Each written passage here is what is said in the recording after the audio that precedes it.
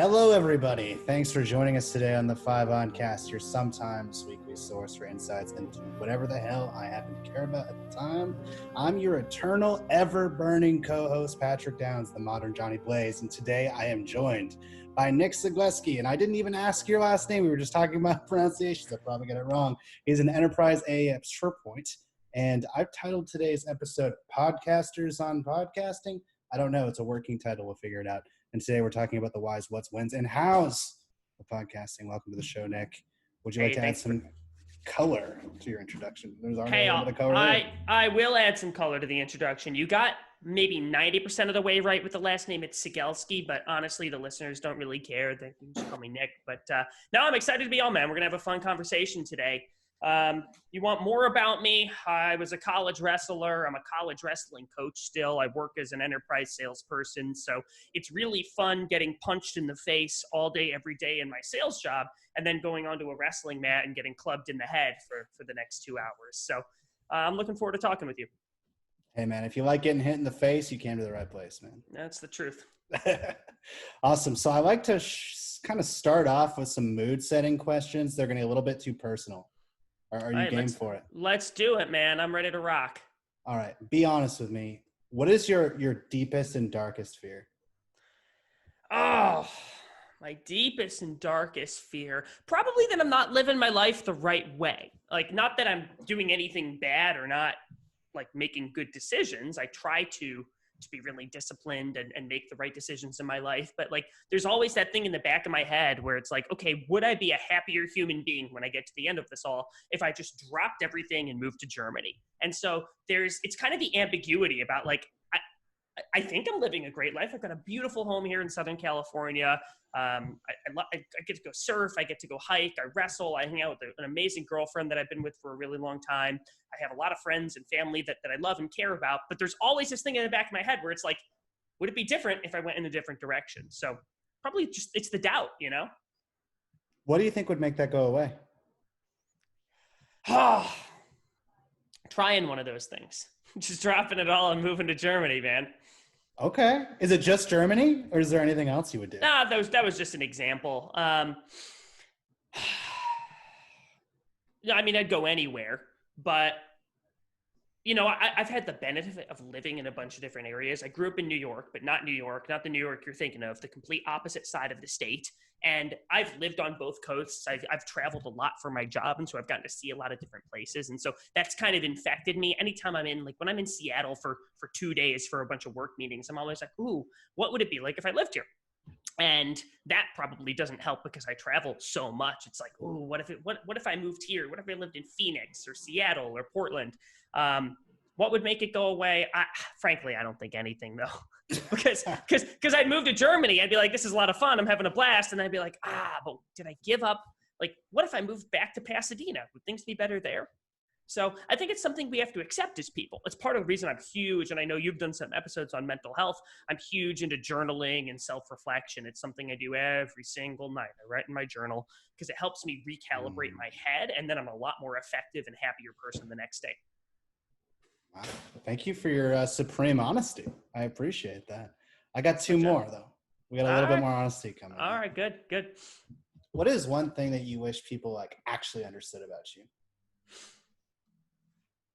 I think this goes for all of humanity. I think there are some people, like when you look at another person's action, when somebody does something in your life that affects you, I think a lot of people have a tendency to believe or assume negative intent. And something that I learned from my last boss and my last sales job was you always have to assume positive intent. And so I think there are times that I'll do things or other people will do things, and I'm watching people say, well, why did you do that? Like that, like, what the heck? Like they assume malice or hostility. And I don't think that's the case with 99% of us. I think most people are good people and they're doing the best dang job that they can. And we don't live by the mantra, seek first to understand and then be understood nearly enough. So I think if I wanted somebody to understand something about me, you've got to assume positive intent. I think the best intentions. Doesn't mean I always do things right, or anyone always does things right, but most people are trying their best. It's okay. So I've seen this in a wrestling match that I've coached. So I coach college wrestling, and I watch some of these other coaches and the way that they talk to their athletes. And I've literally seen coaches when their wrestlers out there not wrestling very well, or maybe they're losing the match and it looks like they're not even trying to win because they're not going after the other guy. And the coaches will yell things like, "Come on, don't you want to win this match? Come on, Patrick, don't you want to win?" And I'm like, of course he wants to win. Maybe it broke his foot. Like, you have no idea what's going on inside another human's brain or what somebody else is dealing with. So stop assuming that people are lazy or bad or inadequate and start giving them the benefit of the doubt. And I think you'd be a lot happier yourself. Wow. I don't want to assume any negative intent about what you just said, because my next question was actually just intercepted. So I'm going to assume you didn't know that, because there's no way you can read minds. But besides that, what is one thing that you would change about how people treat each other? Oh, I mean, I think most of us could treat each other with a lot more grace and seeking to understand. Like, I'm watching people navigate this planet trying to impose their will on others and assuming that other people don't care about their performance or life or where they're going, or that they are just walking around with a handout. And I don't assume that about most people. I think most people, they want the best life for themselves and for others, and they don't want to hurt other people. And I don't even know what the original question was, but I think we need to treat each other with more grace and respect and kindness. And I don't do a perfect job of this. When somebody cuts me off in traffic, especially when I'm biking, I start biking. Okay, I do this all the time. Every day after work, I go for a really long bike ride, especially now because I don't have anything else to do. And I always end up getting some car that cuts me off or almost hits me. And so then I start pedaling to catch up with them, and I yell and I swear at them. And my girlfriend's like, "Please don't do that. You don't need to do that." So, I don't know, just show people grace, respect, kindness. And I think it'd be a happier planet. Yeah, man. And I think it's fair for me to give you answers to all these questions too, because we just got really personal. Just to tit for tat this. Let's hear them. My deepest fear is that people, it actually kind of relates to you, assume I'm doing things for different reasons than why I'm doing them. I'm afraid that when people see me doing good things for people, that they think I'm trying to gain something from it. That's my biggest fear, is because I've changed a lot in the last couple of years, and my main focus is on doing good. And I'm still afraid that it doesn't really matter. As far as the second question, one thing people understood about me is that a lot of the things that I do, I feel like I actually did not do. So sometimes because I have bipolar, conversion disorder, PTSD, I will forget I do things or not even process actions I'm about to take. And sometimes it can look like I'm being nonsensical. And I wish people understood there's a reason for that. Yeah. I'm not just being a dick. Yeah. Then number 3, I wish people would just actually take from what's inside of them and just put it on the table. I feel like so much of our interaction is just us assuming the other person wants to hear a certain thing and then giving that to them instead of just authentically presenting what's happening in their head. You can tell it's not happening and it's frustrating, and I think we need to start calling it out. I wish that's something that people did. But yeah. Well, that's a really, that we just shared. We did. That was really nice. Well, I really liked the last thing that you said, which was something comes into your head instead of trying to truly filter it and say what you think the other person wants to hear. You should tell the truth. And I think that applies to sales, actually. I think most of us go into our sales jobs and we think that we have to be this super buttoned up, super professional, saying things like "dear sir" and "madame," and only letting the words that come out of our mouth, that things that a sales rep or salesperson should say. And I think as soon as you become, one of my best friends calls it being disarmingly blunt. He says, just say what comes, say it respectfully and be a professional, but you don't have to be formal. So if you're thinking about a sales cycle, it might be something like, "Patrick, so now that we've done this demo, I'm kind of getting the sense that we might not be a good fit for you. Are you feeling the same thing?" Because guess what? If I'm feeling it, they're probably feeling it too. And one of two things is going to happen when you do that. You're either going to say, "Yeah, Nick, you're right. It's not a good fit because of X, Y, and Z." And at least then I have the truth and I know. And if the X, Y, and Z are wrong, I can combat them and explain why actually, "Hey, we didn't show you this feature that you needed to see." Okay, great. Now we're getting to a better place of mutual understanding. And if it is If it is a fit, they'll say, well, actually, Nick, you're wrong. I really did like this. Well, okay, fine. No harm, no foul there. And it goes back to the first thing that you and I were kind of talking about, which is the seek first to understand and then be understood. When you don't actually communicate what's going on in your brain, and the person that you're talking with, whether it's a partner, a customer, a prospect, some dude on the street, when you intentionally guard your response, there's no communication. So you have to set the example in every single relationship, again, with your partners, in your life, and with your customers. Set the example by being the person who's open and honest and real and truthful, and usually the other party will reciprocate. Dude, I think I'm like deeply in love with you, Nick. I love that so much. I can't believe you just brought up strip lining before I did. Usually I'm like the first person to put that on the table.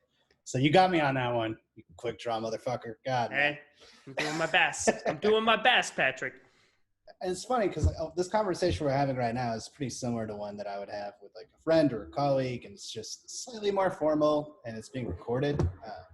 So that's really all a podcast is a lot of the time.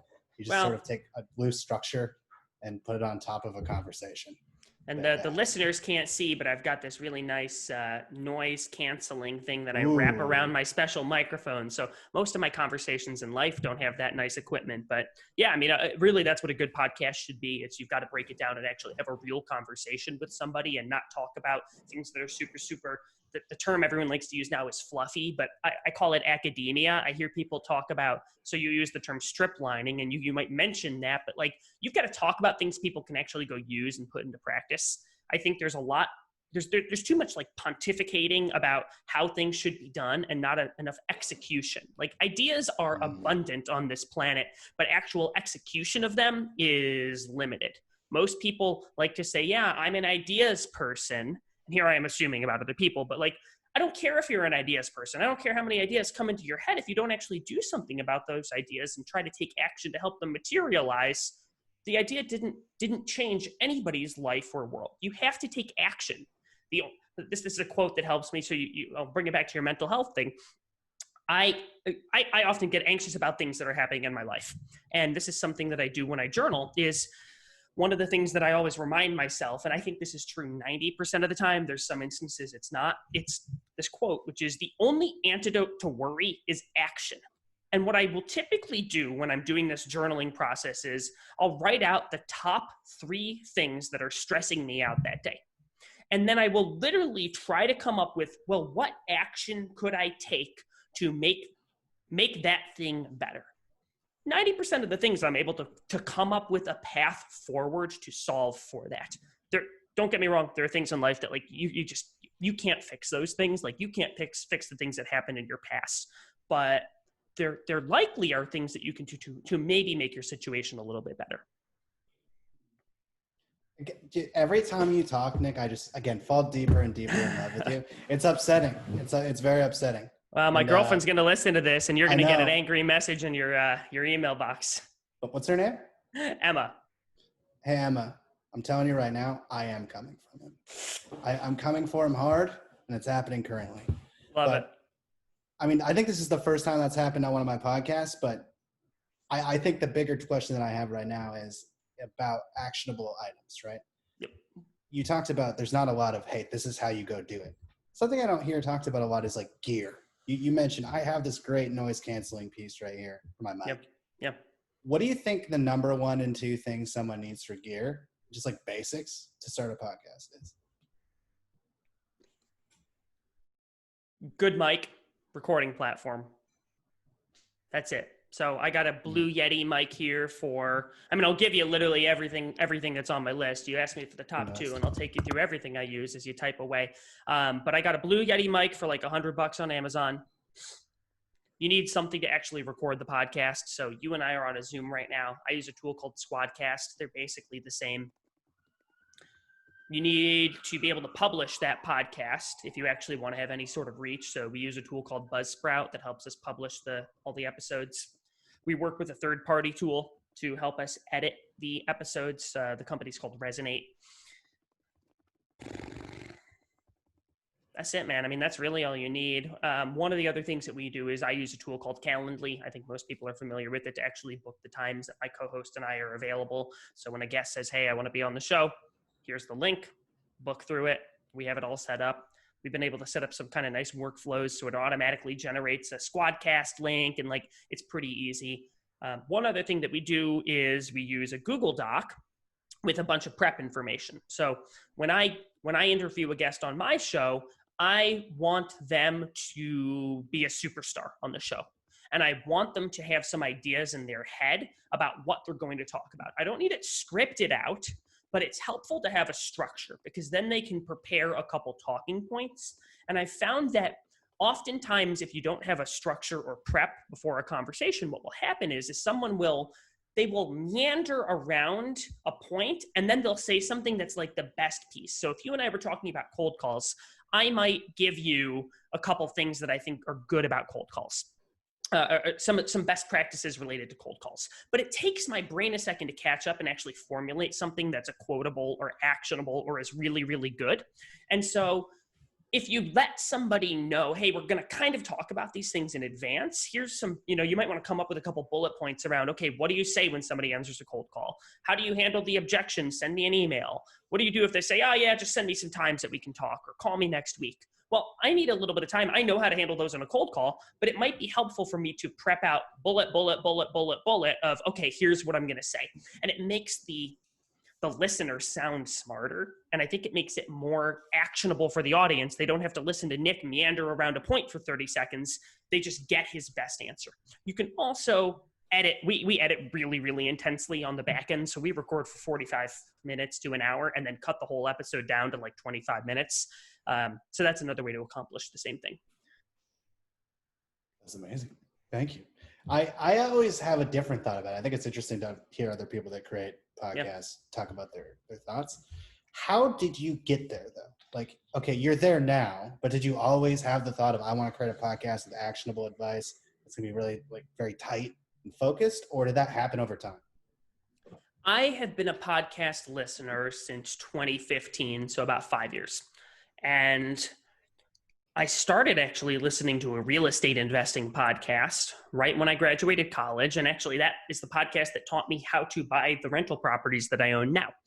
And once I got into sales, I started listening to sales and business development podcasts. And I live in Southern California and the traffic here is horrendous. And so the best way to make sitting in the car going 20 miles an hour trying to go to Santa Monica is to actually make that time valuable. So I spend a lot of time on the phone in the car and I spend a lot of time listening to podcasts. So I've been a podcast listener for a very long time and I listen to a lot of different podcasts on a lot of different topics. And the gentleman that I'm calling him a gentleman, the guy that I co-host the show with, he and I were college wrestling training partners. He and I have started a company together. He and I invest in real estate together. We're really, really tight. And so he works as a director of sales for a mid-market tech company up in San Francisco. And he and I get on a weekly Zoom call every single week to talk about, hey, how are the real estate investments doing? And then what's going on in your life? And when we hit mid-March, the beginning of the COVID-19 situation, we started to say, okay, let's slow down the real estate investment because we have no idea what's going to happen. And we wanted to just kind of cool it for a little bit. And so we just started talking about sales. And we ended up getting to the point where it's like, okay, well, we've got all this extra time that we're not using buying houses. Why don't we use that time to just talk about sales and record it? And so we just had a big brainstorming session about, okay, well, what do you like about podcasts you listen to? What don't you like about podcasts you listen to? And we were very, very intentional with the structure, the format, and the planning. And so we probably spent between 4 to 7 hours just talking about content, what it was and what it was not, structure, what it was and what it was not, and then the types of conversations we were going to have and the types of people we were going to have on the show. So I don't want to talk to somebody who, and this is nothing against this person, it's just not the format of the show, is if you haven't sold since 1975, you're probably, and you're some talking head who can't actually articulate how to do something, and all you're saying is sell the vision. You've got to lead with value, make it easy for the customer, but can't actually tell me how to do those things. It's challenging when you're a 22-year-old new SDR and someone's saying sell the vision. Well, what does that actually sound like? And so the purpose for our show is it is only things that listeners can literally rip, steal, and say or type to a customer that very day. That's interesting. I am coming from a completely different background. I know. So it's really interesting. It's interesting because I listen to podcasts that are hangouts. My favorite kind of podcast is very loose. There's really no structure besides very basic things. And it's more like you're listening to people, their friends talk. Even if they don't know each other, whoever the host is, they've been able to manufacture a vibe where you feel like they're friends. Yeah. That's absolutely. what I like. That's my favorite thing. And I've structured every show I've ever done around that, where it's like I'm trying to make somebody feel a certain way and then ask them questions to get a conversation going. So that's two ways to do it. But. Yeah, I mean that's the cool thing about podcasts, and I think you have to pick a stance and go with it, right? If you can't be loved unless some people hate, and so like there might be people who hate my show's format, and there might be people that hate your show's format, but because of that, there's people on the other end of the spectrum who are like, oh, this is exactly what I'm looking for. So I think it's a win, right? Like sometimes you're not in the mood for somebody hurling a bunch of actionable tactics at you for 30 minutes. You want to hear two guys have an actual conversation. And so that's when somebody tunes into this. So it's all good. I mean, I think it's positive stuff. Something actionable. I usually don't have actionable things. Plant your fucking flag. Yeah. Just make a stance. Take a choice. Like if you're somewhere in the middle, you're literally nowhere. That's the best advice anyone ever gave me was if you don't choose something, you choose nothing. Yeah. That's a fair point. Stand somewhere. But figuring that part out is interesting because we both described it from a perspective of we've listened to podcasts and we liked this format, so we kind of followed it. Yep. I'd be interested to hear how you actually figure that out without modeling it, right? How you actually figure out how to create a podcast without like listening to one and figuring out what you do and don't like. Yeah, I'm not basing it on anything. It's more of I have a vision of something and I'm going to create it. I'm curious to hear that. Like, how would that even work? Well, I mean, I think, so here's the challenge is if you've never listened to a podcast before, choosing to start a podcast, I feel like you're going to replicate work that's already been done for you. And I do think you want to have a sense of what else is out there. I mean, there's nothing wrong with sitting down and saying, okay, if I was going to start a podcast here, I actually think it's the right way to start it. Sit down and think about, okay, what would I talk about? If I had a forum to talk with somebody on a podcast, what sort of content would I want? What would the structure look like? What type of guests do I bring on? And then you could go reverse it and then say, okay, I'm going to go listen to a bunch of podcasts and then use that to formulate any changes I make to what I've written out. But the problem is if you want to start a podcast, you've probably listened to a podcast before. And so you're inherently biased. Or like a producer came up to you, he's like, son, podcasts are hot now. We got to get on the podcast train. It's like, Have you heard Joe Rogan? Oh, yes, I have. I will. But I think that's a good point. I mean, can you imagine somebody that's never watched a movie trying to be a film director? It's not going to happen. I think more of what I'm thinking is we came from a perspective of this is what we like, so we're going to do what we like. I'm thinking more, hey, how do I model something that's not, hey, I like this? It's more, this is my vision, and I'm basing it maybe on some other stuff. Well, I mean, you can take what you dislike. You can also do the inverse of that, which is say, I don't like most podcasts. The host talks about the weather for the first 2 minutes, or the intro is super long, or they put sponsors right up front and it discourages new listeners. So you can certainly think about what don't I like, and then the possibilities are endless from there. I've actually heard that's like a Hollywood writing tactic you've got a bunch of writers in a room and they're trying to move a script forward or a TV show forward. And one of the things that they'll do is instead of when they get like writer's block, instead of thinking about, okay, what would happen next in this episode or movie, what they'll do is they'll have a conversation about, okay, what would be the most unrealistic or dumbest thing to happen next? And what it does is it uses the other side of your brain, the inverse side of your brain, and it all of a sudden starts jogging things loose. And it's like, oh, that's how you have epiphanies. So you could do that in a sales cycle. You could literally say, all right, what would be the worst next step for me here? And it might put your head where you need to go from there. Like, what would be the worst way to handle this situation? It's just using a different part of your brain. Coincidentally, you just gave me an epiphany by saying that. So I appreciate you. Well, are you going to share the epiphany with the listeners, or are they going to? No, that's for the Patreon show. There you go. It's like only $5 a month, folks. Oh man, if only. If only I could pay for my coffee.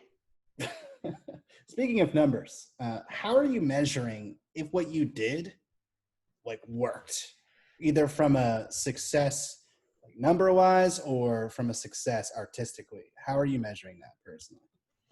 Well, I'm not measuring it from a quantitative perspective. It's not like I said, okay, if I get 20,000 downloads per episode, that's a win. And if I'm at 19.9, that's a loss. I think it goes back to why you started something. You can't measure or evaluate unless you have a goal, right? So the reason that we started the show was, like, I think networking, whatever you want to call it, most people hate the word networking, but having conversations with other folks in your space and industry and other smart, intelligent people who don't necessarily work at the company you're at is a really good thing. And Armand and I, my co-host and I, wanted to have more conversations with really smart people. I think he and I are both fairly career-minded and career-oriented. And so we wanted to start to make those jumps. And so I can tell you this, there's no way I would have had a conversation with John Barrows one-on-one for an hour if I didn't have a platform like the show. And so in my mind, that's a win. I'm getting amazing networking opportunities. I'm having 15 new SDRs in my LinkedIn inbox every single day saying, hey man, I just wanted to say that the show you did on cold calling was more training on cold calling than I got in the first 6 months of my job. Thank you. So that's like a really, really cool feeling to see other people hear things that I fumbled and stumbled my way through in my sales career, actually getting something out of it. So no, I'm not looking at the numbers, although I do like seeing us climb in the rankings, and I'll be very, very happy when we make it to the top, but it's not the end goal, right? Like, I want to brand myself as someone who's intentional and smart and thoughtful and knows what he's doing in the space and is open to helping other people, while at the same time talking to folks that are a lot smarter than me and learning from them. So it ends up being a win-win in my eyes. It's so fun. Every time you say something, I go, man, that makes complete sense. And it's the complete opposite of what I'm doing. And I love that, because I think when you talk to people that do things the same way as you, it just becomes a ridiculously drowning echo chamber. Well, life is very boring when everything around you is what you've experienced every single day of your life. It's why diversity is a really, really good thing, and why different cultures and ideas should be celebrated in my mind. Like, people have this idea that they don't like culture, or they don't like, oh, well, if you're going to, like, I don't know, man. What about all the different foods I like to eat? Like, I love eating Thai food and Indian food. People and don't like culture? Yeah, well, no, literally, I hear people who, and these are probably not your listeners of the show, but there are people who have this mind where, like, everybody around them has to be the same as them. But in my eyes, like, you miss out on some really, really incredible parts of life by meeting and talking to and learning from and experiencing the world of another person. 100%. Yeah, that'd be, if somebody came up to me and was like, I don't like experiencing other cultures, I would just have so many questions. But you know what? The crazy thing is, there are people who say that. Like, there are people who say and believe that. On the podcast. That's my favorite kind of interview, is where I don't understand where someone's coming from. I want to figure it out. Where, like, when I was younger, I'd probably be like, hey, fuck that person. I'm now just curious. Yeah. No, absolutely. Well, it's a seek first to understand thing we talked about, right? Seek first to understand and then be understood. And it's like, whoa, this person has a completely different set of views from me. I want to understand it, right? It's a curiosity thing. What I'm curious about is you and the craziest thing that's ever happened to you. Because I've had a couple situations where I haven't released a recording, but I've kept it and watched it several times because it was so fascinating. Yeah. It's like, I can't possibly release this. Do you have anything, like, you don't have to name anybody, but, like, do you have anything that happened where you're like, I can't do this, or like just a crazy thing that happened pre or post recording that was just a wild experience? I gotta think through this one for a second. I don't know. I mean, I guess Something that was just funny. my life's not very funny. It's all 100% serious, 24/7. You gotta change that, Nick. I don't know. I honestly can't think of anything too crazy. Like, I mean, I've gone cliff jumping before. That was kind of fun, but like that, Dude, if I you wouldn't did that on the define that. podcast, that'd be amazing. I'd have to do the Zoom on my phone and like hold it and do a cliff jump during it. But yeah, the listeners are going to be like, "Oh, this guy sucks. He doesn't have anything interesting." I genuinely, I can't give you anything right now, man. It's the stage fright racking my brain. Oh no, it's like, this is why I told you, Patrick, send the points before. So there you go, right? I would have thought of something crazy for you. I know you would have. You're gonna send it to me later. I know you. All right. Well, exactly. Well, as soon as we hit end call, I'm gonna be like, ah, shoot, I know something I could have given him. I'll fill in with a little bit of a story. I had somebody that came on and didn't realize like that it was a sales podcast and just thought we were gonna like hang out and talk about their life. And they prepared a slideshow for me about just like shit that had happened to them, and they like started presenting to me. No, they didn't. You're making this up, dude. Nobody came on this Zoom. Can you see my screen? They just screen shared with me. I mean, was it at least an interesting PowerPoint? Yeah, I'd say so, but it wasn't a podcast. Oh my gosh. It's why, okay, so this is why anytime I go on a show, I actually listen to a couple episodes of the show before I come on, so you have a sense of what's coming, which is why I listened to our buddy Bilal, that was a really good episode. It was a good listen. Thank you, man. Yeah, I'm actually getting him on again. This is my third interview with him. He's my favorite person I've ever interviewed, just because I feel like his brain is the size of like the Sahara Desert or something. There's something going on in there. I don't know what. He's given me two big paradigm shifts. One, this decoy pricing thing that he talks about, which is the idea of, okay, if you go to the movie theater and you have three options for popcorn, you've got this teeny little popcorn for $6, a medium popcorn that would probably be a fit for $7.50, and then this massive, huge, large popcorn for $8. You're like, well, $8 is the best deal. I get so much popcorn, and it actually made me understand why I always feel sick after going to the movie theater. It's because I fall for the decoy pricing and I eat like 2 massive bowls of the unlimited refill popcorn and I put a ton of butter on it. And then I just feel like garbage after. And it was like, oh my gosh, like he's actually taught me. And so then he also talks about, it was the thing we talked about in the beginning. He talks about transparency in your sales process and in your demos. And he had this really unconventional idea about what if you kicked off a demo by being like, guys, you know, I want to start this and talk about some things that our product cannot do in some areas that we're weaker than some of the other folks I know you're talking to. And then you show those things. And then you say, the reason we don't have these things is because of X. And then you show one of your competitive differentiators. And the idea that he has there is like, your customer knows that your product is not perfect, and they actually don't expect it to be perfect. They expect it to solve the problem that they're having. And so when you start a meeting with brutal honesty, all of a sudden they stop looking for the holes in what is this guy not showing? Can I really trust him? And they start just looking at the solution. And so when he taught me that, it was just like, I mean, he deeply understands psychology behind human interaction. And that's part of the reason that I love following. Yeah, he's very heavily in the Chris Voss school. And I think ultimately people just want to feel like they're in control too. So when you get negative, it just shifts the balance where like their expectations change. It's like, if you've watched any of those Chris Voss videos where he's doing a full class and using his techniques on the class, which is hilarious. Yes. It's like, hey, this is going to be really hard, or this is going to be terrible. It's going to be the worst thing you've done all week. He gets way more volunteers.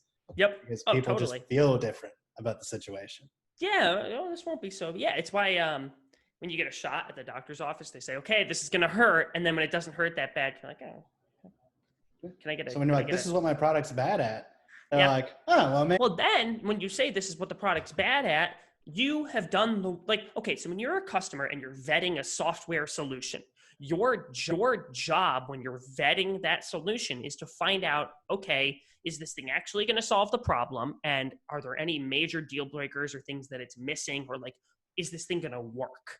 And so your customer is inherently looking out for things that do not work in your product. And if you point those things out for them, you're making life easier for them. You're skipping them saying, wait, can you go back to that last screen? Can you click that button? And you're just showing them what's wrong. You're showing them what's not working. I'm not saying you're this negative, Donnie Downer who's like, oh yeah, this product stinks, you don't want to buy it. What you're doing is you're intentionally saying, guys, I'm gonna be upfront and honest and real with you. Here's what doesn't work. Here's what does. Let's make a mutual decision about whether or not this thing is going to be a fit for you. And then your customers' walls come down. Like there's this whole, it's part of the reason that one of the things that really irks me about sales is it's the new rep whose product is going to change the world and change your life. And I see a lot of green sales reps who think that they can substitute a big personality and enthusiasm and friendliness for actually being able to solve a problem for the customer. And I truly believe it is not your personality or your enthusiasm that wins you the deal. It can lose you the deal if you're a jerk and you clearly don't care about the product at all. Okay, that can lose you the deal. But those aren't the things that win a customer's business. What wins a customer's business is intimately understanding the problems that they have and then being able to match what you have to being able to solve those problems and being able to demonstrate and help them understand that you can solve that problem. You do not win someone's business by showing up on the call and being like, Patrick, it's so great to speak with you today. I think we're going to show you something that is going to really solve all of the big problems that you told me on our discovery call. By the way, I hope you and your family are well and safe and healthy. And it's just like, I know you don't care about those. It's actually part of the reason. So I see emails right now that go out and people will include the phrase like, hey, I hope you're healthy. I hope you're well. I hope things are going okay for you. And I think there's a place for those. I don't think when you're sending a business email that you need to start the email with that sentence. I actually think you end it with that sentence, because when I get an email that starts with, hey, I hope you and your family are well. I hope you guys are healthy and things are going okay. My brain is like, okay, yeah, thanks for asking, but what are you about to ask from me? What do you want to take from me? Are you just buttering me up so that now you can book this time with me or get me to do something? When instead, just have a clear, succinct ask and then say, and hey, by the way, I hope things are going okay. That way, if I just want to be all business, I can just respond to the business part. But if I actually want to have a humanity-esque conversation, I can. And so you give somebody that option. I think it's a simple flip, but now I'm not sitting here thinking, oh, they're just trying to butter me up. So that's the way my brain works. Maybe I'm completely and utterly off base, which has happened before. No, it also opens up the possibility of something really terrible happened to them. It's like, uh-oh, you just opened that can of worms. It's like, oh, bro, it's like, actually, Nick, I'm not well. Let me tell you about that. I've had that happen when I used to do that. And Yeah. I mean, it's the priorities, right? Like the reason that I'm emailing you is, hey, we've got a meeting tomorrow and it's to go over this demo, but I'm confirming the meeting. And hey, by the way, I want to make sure you guys are okay. Versus the other way around, where priority number one is I'm checking to make sure you're okay. No, you're some random sales rep in Omaha and we've never met. And this is a 2-call closed deal. Like, it's the same reason why I don't start cold calls with, hey, Patrick, how are you today? Because this is my 47th cold call, and you honestly can't tell me that the 47th CFO that you've called today, you truly care about how that person is doing. They know you're lying. Like, you're literally kicking it off with dishonesty and you're not being genuine. Be genuine and real. The way I kick every single cold call off is, Patrick, this is Nick Cegelski with XYZ. I know you didn't expect me to call you this afternoon. Do you mind if I take 1 minute to tell you why I'm calling, and then you can let me know if it makes sense for us to speak? I'm giving you 3 things in the beginning: who I am, where I'm calling from, and then what it's going to take for me to go away and what they can expect next. 90% of people are like, all right, go ahead, but you only have a minute. Great, thank you. And then once I tell you, you can tell me to go away because I am the one cold calling you. Patrick, the reason I called you is, and then I'll tell you why I called. And then they can tell me to go. Like, half the battle on a cold call is just getting somebody to listen to you and not have that reaction to hang up. And so you've got to be a professional when you cold call, not, Patrick, this is Nick Cegelski with XYZ. How are you today? That's not why you called me. You called me because you want to set a meeting with me or sell me something. And so be upfront with that. Don't pretend that you care about how, Bob Jones, CFO of Aluminum Corporation, is doing that Wednesday afternoon when you called him out of the blue in the middle of his workday. 100% agree with you. I'm definitely the type that goes, hey, do you want to give me 30 seconds? Do you want to hang up? The kind of a similar intro to you, but a lot of people aren't comfortable with either of those. So if you're looking to settle in a little bit, something I used to do when I didn't want to do that was I would just say, good morning. It's like, and I would pause. And if you just kind of want to settle into the call and not get right to it because you're not that kind of person, that's a good intro as well. And it sounds like you're almost like you're answering from like a legal office or something. Yeah. Oh, that I like that a lot. I think most of the reason people aren't comfortable with those two things that you and I are doing is because those words have never actually come out of their mouth.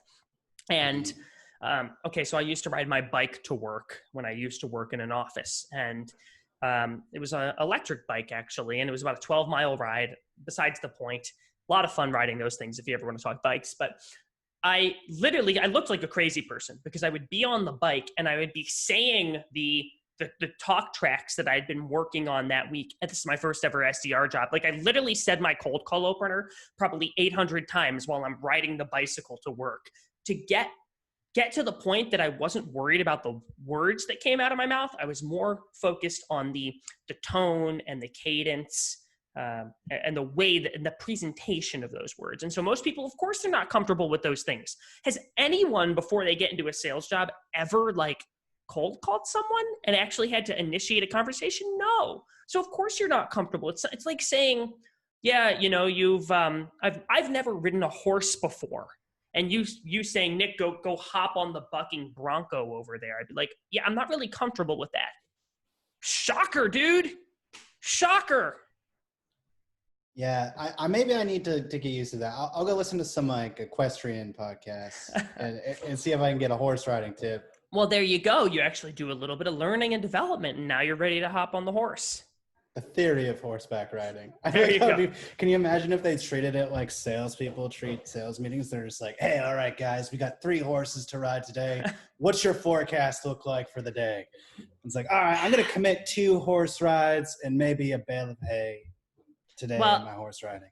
I would imagine that when you get deep into the equestrian world, they have conversations that are just as intimate and detailed and nuanced as the ones we have in the sales world. Like, you go into any domain and the people who are really, really good and take it seriously, I mean, they notice and focus and practice these micro little things that you wouldn't notice as a novice. It's really fascinating. It's why, if you've ever played a sport, watching that sport is so much more interesting than if someone who hasn't seen the sport watches the same thing. It's why when I watch a wrestling match, I notice the littlest details about where somebody puts their foot or the angle of their arm when they're doing a move that someone who's never participated in that sport would not notice.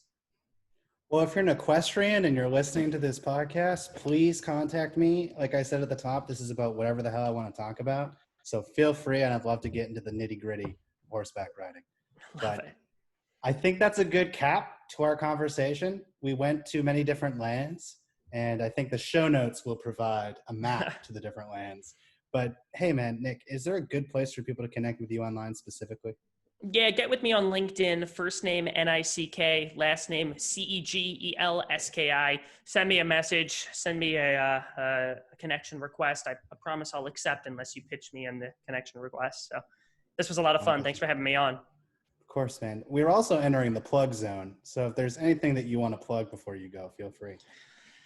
Yeah, I've got a podcast where I talk about sales actionables, but if you have questions about sales, or you're new to the sales world, or you're old to the sales world, but you want to talk shop, I'm always game for it. So seriously, hit me on LinkedIn. I respond to every single person that reaches out. Wow, this man literally plugged helping people over his own podcast. God, that's some Chris Voss shit right there, man. That's crazy. All right, well, anyway, thank you again for joining us today on the 5onCast, your oftentimes not weekly source for insights into whatever I happen to care about. Time. I am once again your beautifully delicious host, Patrick Down the Rod Sterling. of the modern age. You can connect with me on LinkedIn and follow 5 on Friday on LinkedIn, YouTube, and probably some other places. I'll have to check. Thank you very much. You're beautiful. Don't ever change. I'll catch you soon. Bye, Nick. Hey.